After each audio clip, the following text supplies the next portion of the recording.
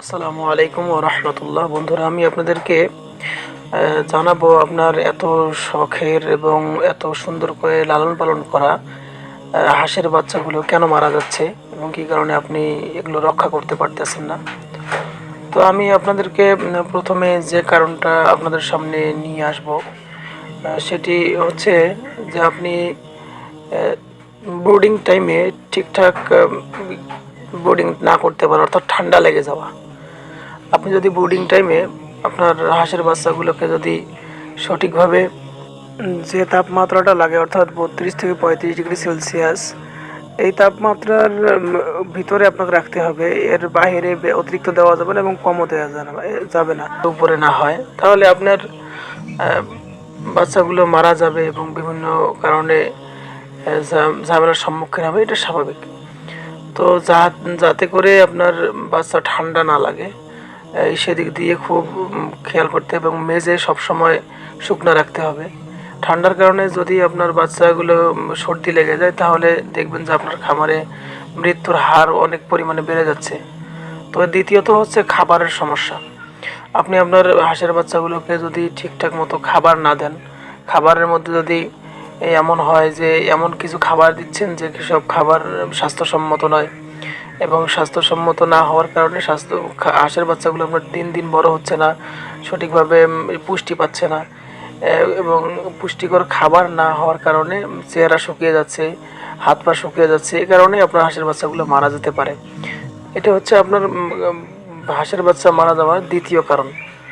আমি এই দ্বিতীয় কারণটাকে বলবো যে আর্থিক সমস্যাও হতে পারে, কারণ আর্থিক সমস্যার কারণে অনেক বেশি পরিমাণে হাঁসের বাচ্চা পালা শুরু করলেন, কিন্তু টাকা পয়সার অভাবে এটা খাবার দিতে পারলেন না ঠিকঠাক। এই জন্য আপনাকে অবশ্যই যথেষ্ট পরিমাণে টাকা রাখতে হবে, খাবার ঠিকঠাক দিতে হবে হাঁসের বাচ্চাগুলোকে, তাহলে আপনার হাঁসের বাচ্চাগুলো কোনো সমস্যা হবে না। 3 নম্বরে হচ্ছে রোগবালাই।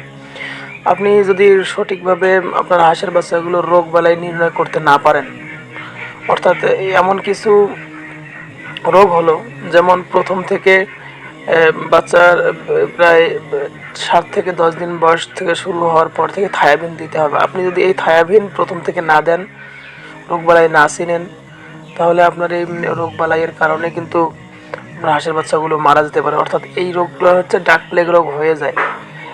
ভিটামিন ডি এর অভাবে হাঁটতে পারে না এবং অতিরিক্ত রোগবালাই হয় এ কারণে যে, যেমন চুনা পায়খানা হচ্ছে ঠান্ডার কারণে হয়ে যায়। তারপর আপনার যদি এর ভিতরে কোনো অন্যান্য রোগ হয়, জ্বর হয়, এই জ্বরের কারণে যদি আপনি চিকিৎসা না দিতে পারেন তাহলে সমস্যা। 4 নম্বর হচ্ছে নোংরা পানি।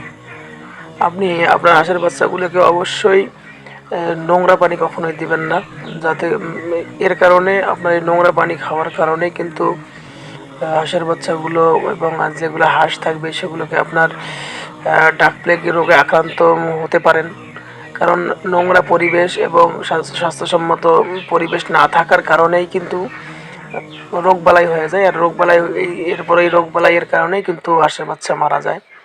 বেশিরভাগ সময়ে খামারিরা এই সমস্যার সম্মুখীন হয় যে যখন তারা শুরু করে এই কাজগুলো শুরু করে তখন এই কারণে নোংরা পানির কারণে এইগুলো বেশিরভাগই মারা যায়। অতিরিক্ত গাদাগাদি, অর্থাৎ আপনার হাঁসের বাচ্চাগুলোকে ঠিকঠাকভাবে যদি আপনি ব্রুডিং টাইমে ভালোভাবে না রাখতে পারেন, গাদাগাদি অবস্থায় রাখেন, অর্থাৎ এমনভাবে রাখলেন যে গায়ের সঙ্গে গা মিশে আছে, ময়লা খাচ্ছে এবং খুব গরম লাগতেছে এবং এর কারণে হার্ট স্ট্রোকে মারা যেতে পারে।